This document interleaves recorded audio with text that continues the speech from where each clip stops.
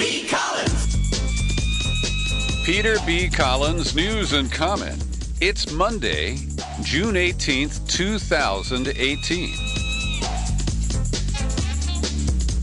Yesterday was Father's Day, and I want to honor my own dad who died 47 years ago on June 17th. I only got 18 years with him, but he gave me everything I needed for a life well lived. Today we lead with the battle over immigration issues and the separation of children from their parents as they try to cross the U.S. border. As a bipartisan backlash builds over Trump's zero-tolerance policy that has led to the separation of families and their children at the border, he continues to double down, triple down, quadruple down, and blame this on a non-existent law that he says the Democrats passed and falsely states they can fix it. And Trump activated his really deep nationalistic and hateful rhetoric, reminiscing from the time he came down the escalator at Trump Tower and talked about rapists crossing the border. They could be murderers and thieves and so much else. He said this today. We want a safe country, and it starts with the borders, and that's the way it is. And so he is stoking fear of the other, claiming that we are in danger on a daily basis from the people who seek to enter the United States. And he suggests that children are being used as props, and Coulter referred to them as child actors. Trump tweeted, "Children are being used by some of the worst criminals on earth as a means to enter our country. Has anyone been looking at the crime taking place south of the border? It is historic, with some countries the most dangerous places in the world. Not going to happen in the U.S." And, of course, this is when his prideful ignorance really shows itself. I have told you this more than once. The MS-13 gang that Trump likes to single out as the most virulent force in the Americas originated in Los Angeles, and it metastasized in Central and South American countries because we deported gang members who were not from those countries out of the United States. And so we can't have a rational conversation about these issues when Trump is fabricating things, making them up out of whole cloth. And the Democrats, as we will get to, are not blameless. They don't have clean hands on all of these issues. But Trump is setting the example, and his latest Secretary of Homeland Security, Kirstjen Nielsen, said that there was a 315% increase in the number of undocumented immigrants fraudulently using unaccompanied alien children to pose as a family unit in order to enter the United States. But when you look at the data that she is citing, that 315% increase is up from 46 cases for all of 2017 to 191 during the period between October and February. And so that is a very misleading use of statistics. And it's part and parcel of the deception that they're using to try to seal the border and to use those who are deported, use those who are separated from their children as a deterrent to those who might come next. It's very obvious. And yet they deny this. Kirstjen Nielsen denied that this is our policy to separate families. And, of course, Jeff Sessions is out there presenting false choices. He said Americans will have to decide whether to be a country of laws or whether we want to be a country without borders. Now, we know that's insane. Those are not the only two choices. But that is the idiocy that is presented to the American people today. And as we'll also get to momentarily, Trump is expanding this, trying to undermine leadership in other parts of the country by lying and exaggerating about the impact of immigration. He tweeted today, "The people of Germany are turning against their leadership as migration is rocking the already tenuous Berlin coalition. Crime in Germany is way up." That's not true. Big mistake made all over Europe in allowing millions of people in who have so strongly and violently changed their culture. Well, there's been one recent case, the brutal murder of a 14-year-old German girl by an immigrant. And just like Trump grabbed on the Kate Steinle case here in San Francisco and lied about it, demagogued it, that's what he's trying to do with a single incident from Germany. And so this is producing a firestorm here in the United States. And Trump just keeps pouring on the gasoline. The United States will not be a migrant camp. It will not be a refugee holding facility, he says, as he's setting up refugee holding facilities in former Walmart stores. You look at what's happening in Europe. You look at what's happening in other places. We can't allow that to happen in the United States, not on my watch. Well, the biggest cause of migration into Europe is America's wars in the Middle East. And we accept no responsibility for that. It's not even indicated in any of these articles that I'm referring to about this controversy. And so when we blame others, we demonize others, we work to destabilize a government, a friendly government in Germany, over false allegations like this is really scary. We are finally seeing some Republicans stand up and criticize the policy.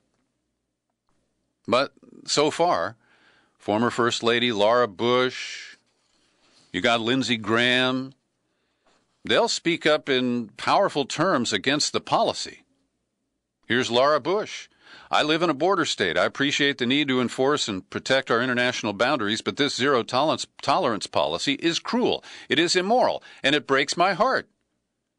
And she didn't blink. She went on to say the reason for these separations is a zero-tolerance policy for their parents who are accused of illegally crossing our borders. But she dare not poke the bear. No, she doesn't actually name Trump.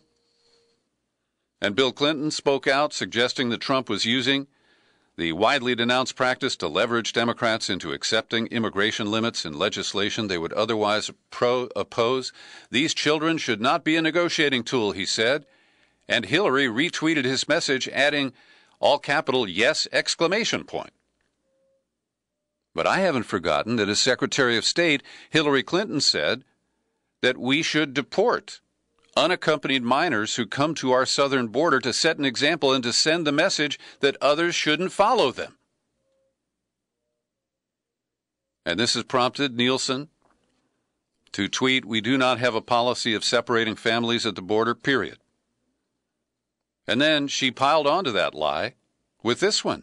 For those seeking asylum at ports of entry, we have continued the policy from previous administrations and will only separate if the child is in danger, there's no custodial relationship between family members, or if the adult has broken a law.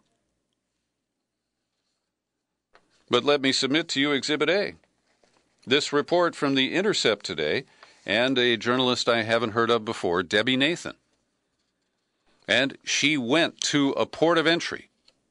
And that's the critical term. You have to present yourself at Otay Mesa near San Diego, or, for example, in El Paso. These are designated ports of entry. But what this article shows is that repeatedly, when people who are seeking asylum follow the rules and approach a port of entry, they are now being pushed away by armed American border guards, saying, we're not rejecting you, we're just too busy today. We don't have room for you. And one father and son from Guatemala were told that 6 times in 3 days. And then the reporter walked across the bridge with them. The border guards made a mistake by giving ground and letting the migrants actually set foot on American soil, at which point they requested asylum and they could not be rebuffed. But this is cynical, it's barbaric, it's cruel, it's ugly, but it's not unprecedented. It's been going on before. And then they trot out Kellyanne Conway, who comes off as, I guess to some people, a member of the Trump administration who's got a little bit of conscience.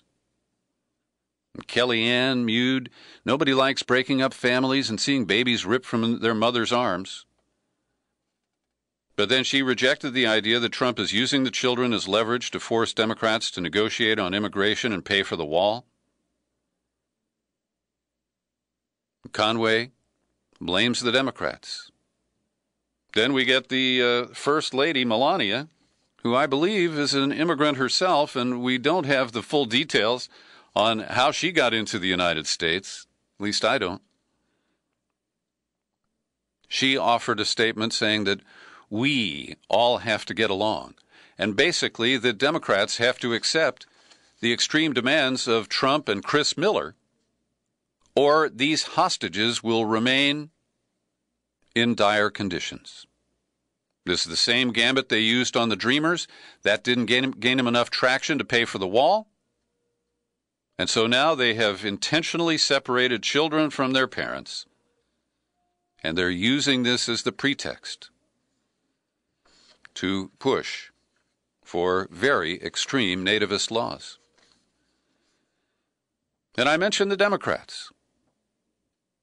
It's not a pretty picture if you look back at the Obama administration, and it's shadowproof. A couple of days ago, Brian Sonnenstein did a great job of recapping immigration policy, deportation policy, the return of unaccompanied minors, and family separation.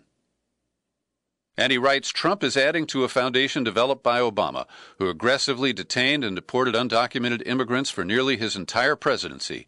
He did so while acting as though he was little more than a manager of the system, a helpless custodian of the law. Family separation was a frontline issue for immigration activists for the last decade or more. They warned of a generation of orphans scarred by the loss of their parents. They cautioned that Obama expanded deportation forces on his own to a degree that would be horribly exploited by a Republican president. The Obama administration conceded as much on the issue of separation in 2011 when Cecilia Munoz, White House Director of Intergovernmental Affairs, told PBS, even if the immigration law is executed with perfection, there will be parents separated from their children. Many liberals contend Obama never ripped babies from the arms of screaming parents, but they should ask, for example, about the over 150,000 immigrant children separated from their parents due to detention and deportation proceedings in 2012, or the over 500,000 immigrant children who experienced separation between 1998 and that year, 2012. The majority of those children were under 10 years old. Over 5,000 were placed into foster care. And there were family detention centers. They didn't split people up in many cases, but these were well-known havens for sexual violence and deprivation, very limited health care available. And Obama and his Homeland Secretary, Homeland Security Secretary, Jay Johnson, had a scheme where they were running ads in Central American countries. Jay Johnson went there to say, please don't come, we don't want to have to deport you, don't make me hurt this cat. And in the New York Times over the weekend, Jay Johnson is quoted, I've seen this movie before. I feel like what we are doing now with the zero-tolerance policy and separating parents and children for the purpose of deterrence is banging our heads against the wall. Whether it's family detention, messaging about dangers of the journey, or messaging about separating families and zero tolerance, it's always going to have, at best, a short-term reaction. And so the reaction to Trump is largely because Trump is such an asshole. And with Jeff Sessions citing the Bible to support the zero-tolerance policy, it makes a rich target for outrage. And I'm outraged. I am. But let's put it into some context here about where we've been. And that, unfortunately, under Democratic administrations, it wasn't that much better. I mentioned that Trump has been meddling in the internal affairs in Germany. Angela Merkel is facing a defection from the leader of the Bavarian political party. That's the Christian Social Union Party. And the Interior Minister, Horst Seehofer, is calling for Germany to turn back at its border migrants who have registered as asylum seekers in other European countries. And Merkel is resisting this because she has agreed to a kind of Europe-wide solution that this would undermine. But with Trump tweeting and leveling false allegations of widespread criminal behavior attributed to migrants in Germany, it appears that he is hoping for the Merkel government to fall. It's on a very tenuous coalition footing right now, and this could lead to that. Those migrants who've been trapped on an Italian Navy ship for more than a week finally made port in Valencia, Spain over the weekend. 630 of them, including pregnant women and children, were disembarking from the Aquarius, and they've been given 45 days to be processed into Spain. Some may be granted asylum, but others will be deported. So it's only a temporary respite. Every day I pause for a second to thank the people who support my work here at the Peter B. Collins Podcast with your subscriptions. People who kick in $10 a month like Susan Lundgren, or $5 a month, Andrew Harnack, Jason Ferguson, and Peter Hoffmeister. I invite you to join them. Come on over to peterbcollins.com. I've been doing this for 9 years. Can I get 9 new subscribers in the next 9 days? I'd love for that. Just find the menu tab at peterbcollins.com, click on it, pull it down, click on Become a Subscriber, you land on the sign-up page, and in a minute or two, you can choose a level of support that's comfortable for you and your budget. And if you prefer to use the U.S. mail and avoid PayPal, I can dig it. My address is Box 150, 660, San Rafael, California, 94915. That's Box 150, 660, San Rafael, 94915. Well, today, the Inspector General, Michael Horowitz from the Justice Department, who wrote the report that was scathing about James Comey last week, said that he had been insubordinate, but it gave the FBI a clean bill of health on bias related to the Clinton and Trump investigations.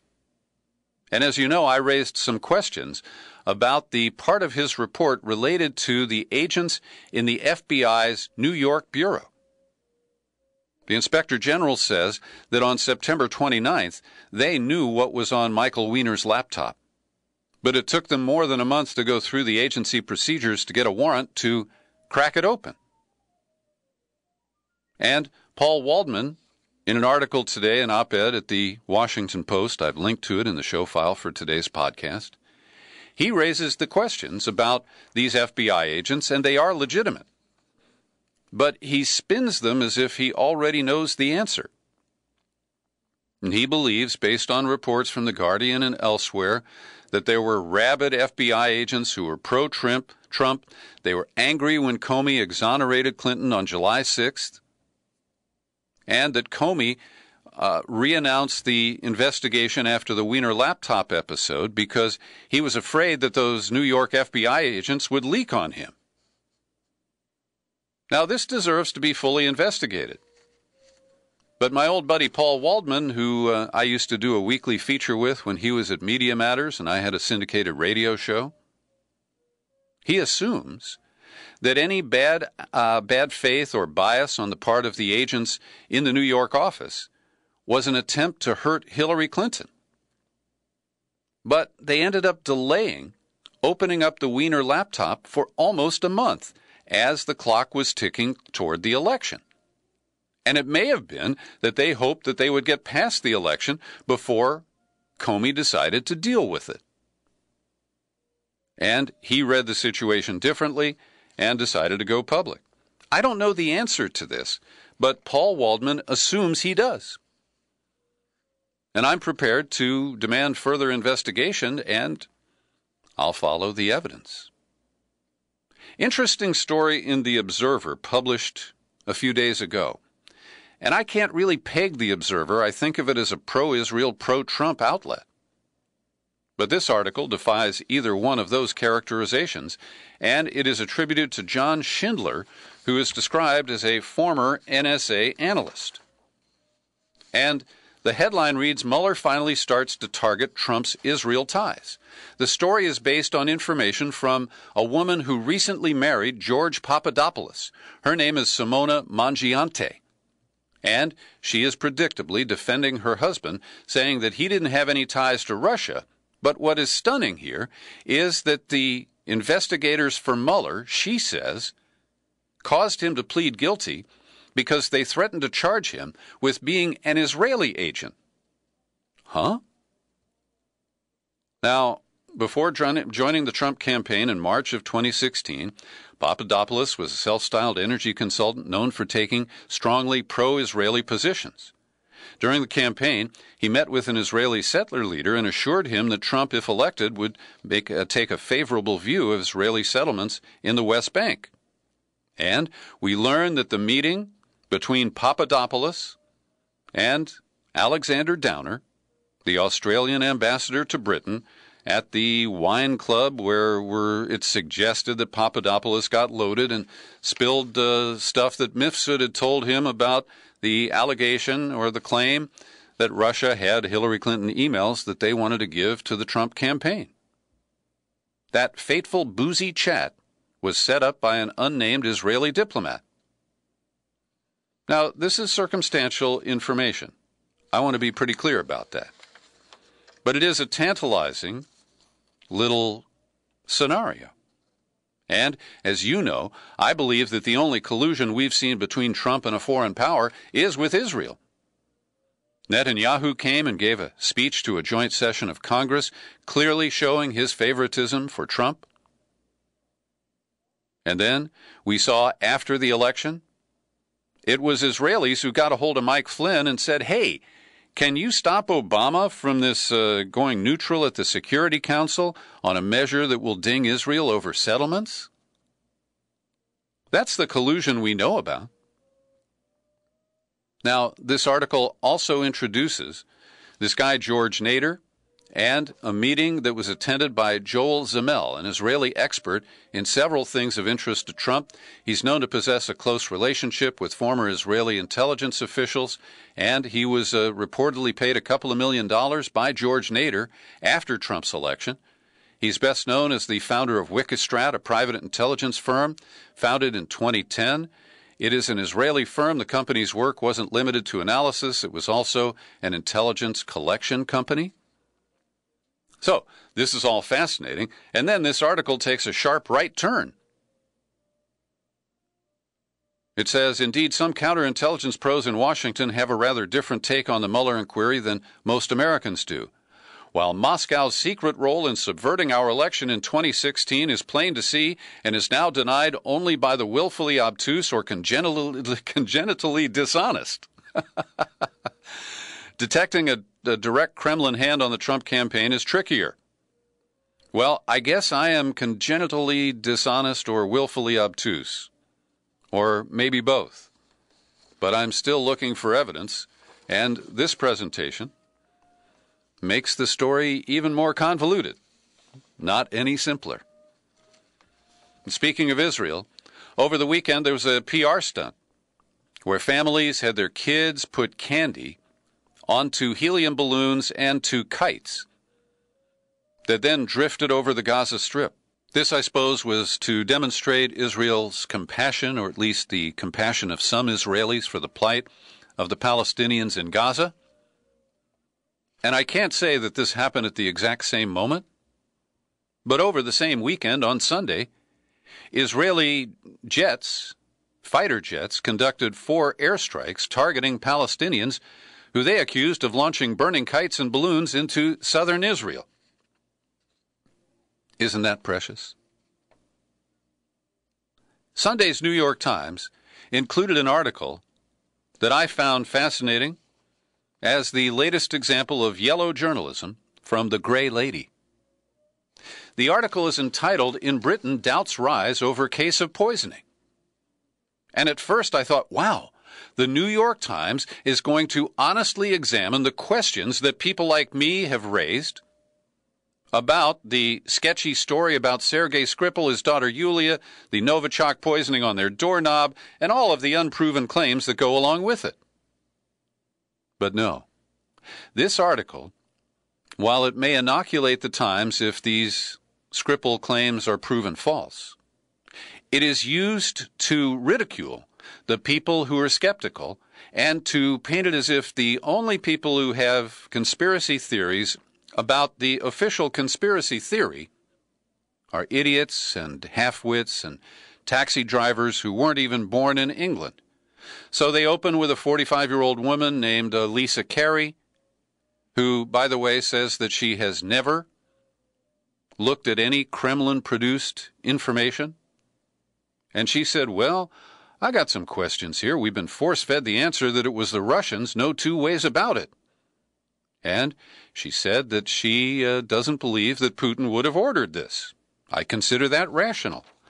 But by using the voices of little people, they are undermining the official story, even as they acknowledge glaring holes in it, like where the hell is Sergeant Nick Bailey, who was exposed to the nerve agent, and he has remained out of sight since he was released from a hospital after 2.5 weeks in late March.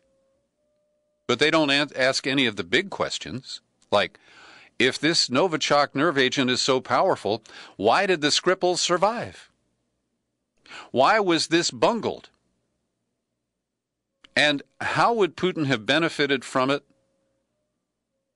With the World Cup as a big international event that's underway in Russia right now. And so I find this fascinating. I have linked to the article in the show file for today's podcast. Please do check it out. The Supreme Court today once again dodged the bullet. And the bullet is gerrymandering. We know that it has a pervasive influence and that the Republicans who've been gerrymandering in recent years have benefited from disproportionate representation in Congress and in state legislatures.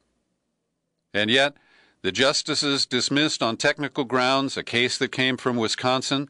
They said, well, the guy who complained about this was a Democrat and he lives in a Democratic district. How could gerrymandering have hurt him?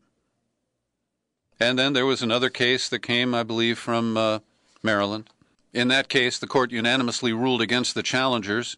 They said they had waited too long to seek an injunction, blocking the congressional map drawn in 2011.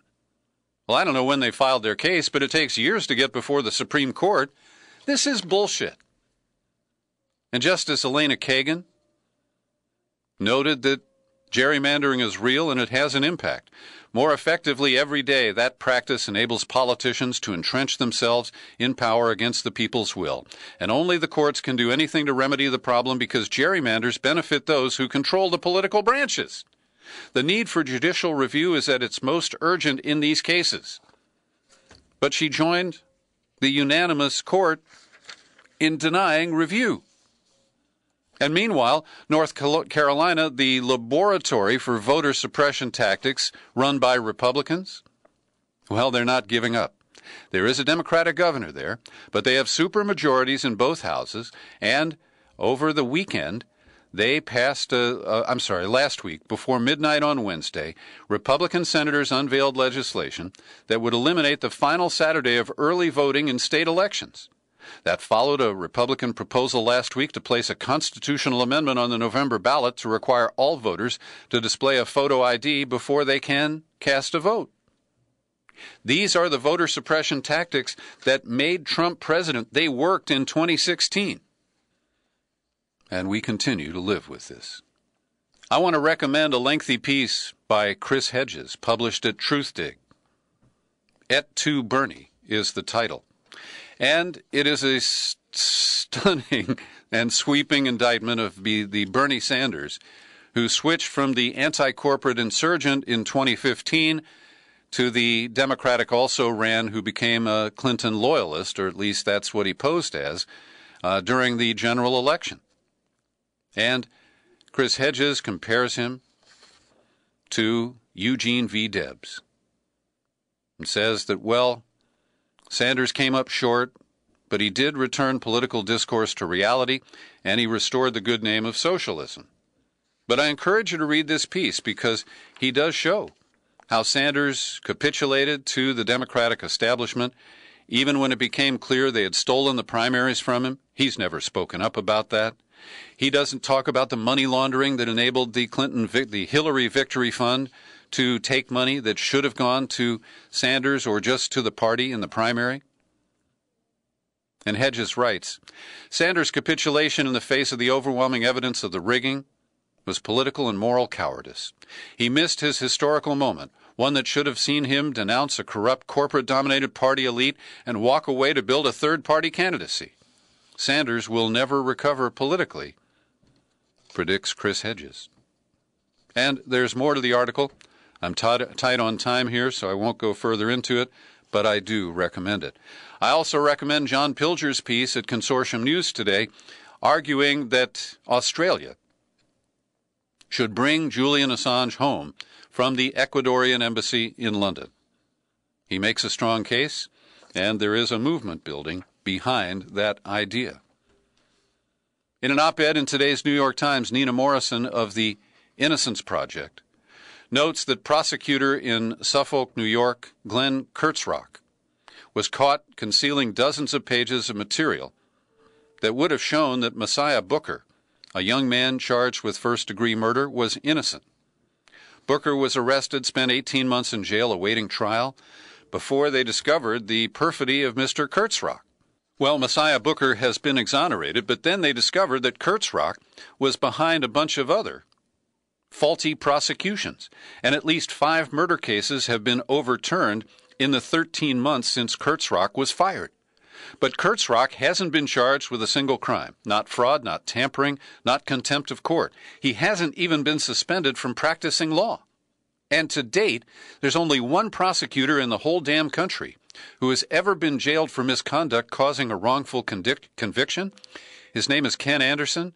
He withheld evidence from a Texas client named Michael Morton, and he served 8 days in county jail for that. And take a look at this. Finally, some of the black radicals known as the Move 9 are starting to be released. The first has been paroled from prison in Pennsylvania. Debbie Sims Africa was 22 when she was sentenced to 30 to 100 years for the shooting death of an officer in an incident on August 8th of 1978. She's now 61 years old. She was just reunited with a son that she gave birth to and then lost custody of because she was in prison. And they finally had breakfast for the first time together over the weekend. There are at least 25 men and women belonging to MOVE, or the former Black Panther Party, who remain locked up behind the railroad that was run by Frank Rizzo, the former police chief and mayor of Philadelphia. I hope they all find justice, and soon. Thanks for listening to my daily news and comment podcast. We share it for free, and you can too. You'll find it on YouTube. I'm Peter B. Collins. Happy trails to you until we meet again. Happy trails to you.